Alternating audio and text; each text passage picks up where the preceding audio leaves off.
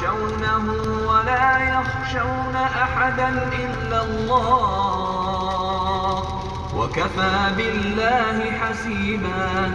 ما كان محمد أبا أحد من رجالكم ولكن رسول الله وخاتم النبيين وكان الله بكل شيء عليما. يا أيها الذين آمنوا اذكروا الله ذكرا كثيرا وسبحوه بكرة وأصيلا. هو الذي يصلي عليكم وملائكته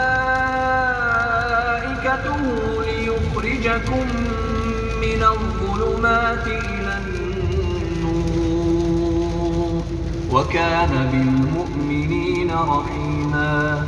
تحيتهم يوم يلقونه سلام وأعد لهم أجرا كريما. يا أيها النبي إنا